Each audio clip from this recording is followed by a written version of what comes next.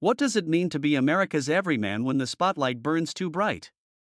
In a sleek Los Angeles studio, under the hum of soft lights, two men sat across from each other, their smiles polished but their intentions sharp.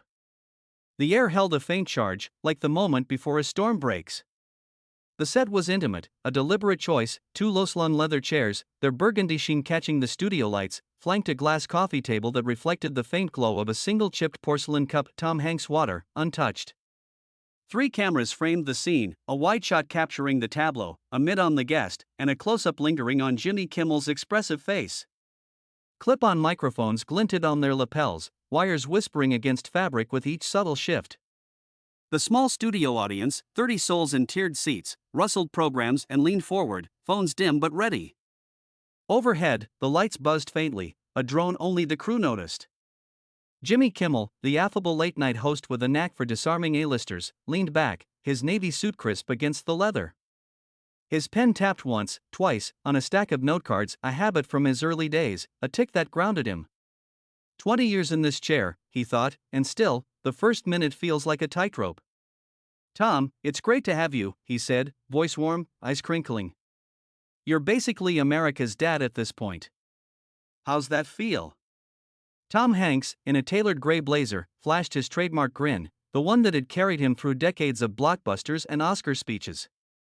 His hands rested loosely on his knees, but his left thumb grazed a faint scar under his cuff, a private mark, rarely seen. "Jimmy, being America's dad sounds nice until you realize everyone expects you to fix their problems," he said, his chuckle easy but his eyes scanning the host. The audience laughed, a soft ripple. He's good, Jimmy thought, but he's already steering. The opening was all warmth, a dance of civility. Jimmy loved softballs, Tom's latest film, a World War II drama, his love for typewriters, a funny anecdote about his kids. Tom answered with practiced ease, his voice a familiar cadence, each story polished like a river stone. But there were tells: his right hand smoothed his slacks when Jimmy mentioned family, and his laugh, when it came, was a half beat late. The chipped cup glinted under the lights, a quiet motif of imperfection. Camera tight on Tom's left eye. A faint sheen of sweat caught the lens. Jimmy shifted gears, his tone still light but his questions narrowing. "You've played so many heroes, Tom. Ever feel like the public expects you to be one off-screen, too?" The audience stilled, sensing the pivot. Tom's smile held, but his fingers curled slightly. "People project what they need," he said, voice steady. "I'm an actor, not a saint." A pause, then a deflection. "Besides, Jimmy, you know how it is, folks love a good story, not the messy truth." The control room stirred. A producer's whisper crackled through an earpiece, "Ease up, Jim. Don't push yet." Jimmy ignored it, his pen tapping faster. He leaned forward, elbows on the table, the glass catching the light. "Let's talk about that truth," he said. "You've been vocal about mental health, about the toll of fame. But some say you've had it easy: privilege, wealth, adoration. Does that criticism sting?" Tom's jaw tightened, a microbeat, then relaxed. "Criticism's part of the game," he said, his tone clipped but civil. "I've had blessings, sure. But nobody hands you peace of mind." His hand grazed the scar again, an unconscious gesture. The audience murmured, a mix of sympathy and skepticism. A woman in the front row glanced at her phone, fingers poised to tweet. Camera pulls back as tension rises. Jimmy sensed the edge but pressed on, his voice softer now, almost confiding. "You've said privacy is sacred, Tom. A man's home is his castle, I think you called it. But when you're as visible as you are, doesn't that visibility come with a cost for others, not just you?" The question hung, sharp and deliberate. Tom's eyes flicked to the lights, then back to Jimmy. "Privacy's not just a luxury," he said. Voice low, an aphorism honed to a blade. "It's the only way to keep what's yours from being stolen." The chipped cup sat untouched, its crack a silent witness. A camera motor whirred, barely audible. Jimmy's pen stilled. He was in it now, the dance turning into a duel. "Let's talk about that cost," he said, his tone shifting to a moral frame. "You've built a career on authenticity, on being the guy we all trust. But when you control the narrative so tightly, curate what we see, doesn't that erode the very trust you're known for? Tom bristled, his shoulders squaring. Trust isn't a performance, Jimmy, he snapped, his charm thinning. It's earned. You think I owe the world my diary? The audience gasped softly, a collective intake. A stagehand exchanged a glance with the floor manager. Cut to reaction of offstage producer, her pen frozen mid-note. Jimmy's face stayed calm, but his pulse quickened. He's rattled, he thought. Good. He leaned closer, his voice steady but unyielding. Nobody's asking for your diary, Tom. But when you're a public figure, when your words shape culture, don't you owe some accountability? Not just to fans, but to the people your platform affects? The question was a scalpel, slicing through the guest's defenses. Tom's hand tightened on the armrest, knuckles whitening. His breath hitched, a sound the microphone caught and amplified. The chipped cup gleamed, its floss dark under the lights. The audience leaned forward, phones forgotten. Jimmy pressed the advantage, his voice dropping to a near whisper. You've spoken about trauma, about the weight of being watched. But what about the weight you place on others, the ones who don't get to choose their exposure? A wire from Tom's microphone sang faintly as he shifted. His eyes, usually warm, were steel now. The studio felt smaller, the air thick. Jimmy's pen lay still on the table, his earlier fatigue replaced by a hunter's focus. He knew he was close to something raw, something real. One more, he thought. Tom, Jimmy said, his voice clear, deliberate, weighted with moral clarity, when you dodge accountability, when you hide behind charm, aren't you betraying the very everyman you claim to be? The studio inhaled. Tom's chair scraped, a harsh, grating sound. His fist clenched on the leather armrest, the scar under his cuff catching the light one final time. The hum of the studio lights swelled, a heartbeat in the silence. The studio held its breath, the air taut as Tom Hanks' fist clenched on the leather armrest. His chair had scraped, a raw, jagged sound that cut through the hum of the lights.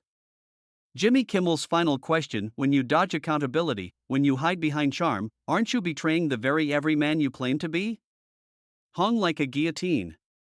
The chipped porcelain cup on the glass table glinted, its crack a silent echo of the moment's fracture. Camera tight on Tom's face. His eyes, usually a beacon of warmth, were flint, his jaw a rigid line. Tom's breath quickened, the microphone wire trembling against his lapel. You think you've got me figured out, Jimmy, he said, voice low, each word a controlled detonation. You think you can sit there, with your cards and your lights, and dissect me for sport? The audience stirred, a murmur rippling through the 30 seats. A woman in the third row clutched her program, her thumb creasing the paper. Jimmy leaned back, his hands steady on the table, but his pulse thrummed. He's not leaving yet, he thought, but he's close.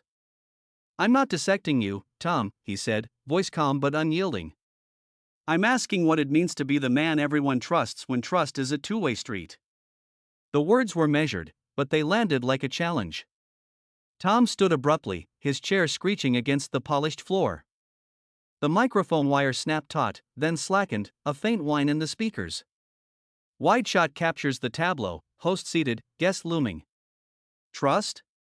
Tom spat, his voice rising, a crack in his polished veneer. You want to talk about trust? The media chews people up, Jimmy. You call it truth, I call it a trap. His hands gestured sharply, the scar under his cuff flashing briefly under the lights. The control room buzzed. A producer's voice hissed through Jimmy's earpiece, cut to commercial, now. He ignored it, his eyes locked on Tom's. The audience was a sea of wide eyes and half-raised phones, capturing the unraveling.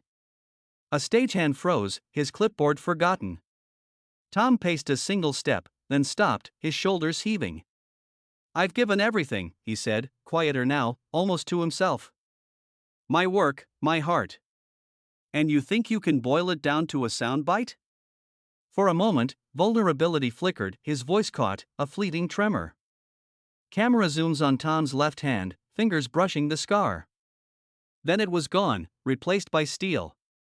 I don't owe you my soul, he said, turning to face the audience directly. I don't owe any of you that.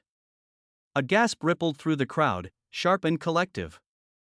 Jimmy's pen, forgotten on the table, rolled slightly, catching the light. He stood now, matching Tom's height, his voice steady but softer, almost regretful. Nobody's asking for your soul, Tom. But when you're a symbol, your choices ripple. People look to you. What do they see? Tom's laugh was bitter, a sound that didn't belong to America's everyman. They see what you feed them, he said, pointing at Jimmy, then the cameras. You frame the shot, you write the story. And I'm done playing your game. He ripped off his microphone, the clip clattering to the floor. The wire dangled, a faint hum fading into silence. Cut to reaction of offstage producer, her hand over her mouth. He turned, striding toward the stage's edge, his footsteps heavy on the polished wood. The audience erupted, some clapped, others whispered, a chaotic blend of awe and unease. A man in the back row typed furiously on his phone, the screen glowing. Tom Hanks just walked off Kimmel. Unreal. The chipped cup sat alone on the table, its cracks dark under the unrelenting lights. Jimmy stood frozen, his hands at his sides. I pushed too far, he thought, a flicker of doubt piercing his resolve. But he didn't call after Tom. The cameras stayed rolling, the wide shot capturing the empty chair, the glass table reflecting the studio's glow. The control room was chaos, muffled shouts, a director barking, "Stay on him! Stay on him!" But Jimmy just exhaled, his shoulders slumping. Backstage, Tom stormed past a stunned intern, his blazer flapping. The green room door slammed, the sound echoing down the hall. A makeup artist flinched, her brush hovering midair. Tom sank onto a couch, his breath ragged, hands raking through his hair. They don't get it, he thought. They never will. The scar under his cuff itched, a reminder of a childhood fight, a wound nobody saw. For a moment, he was just Tom, not the icon, not the everyman, just a man who'd lost control of his story. Outside, the internet ignited. Clips of the walkout flooded X, fragmented and feverish. Hanks loses it on Kimmel. Jimmy went too far.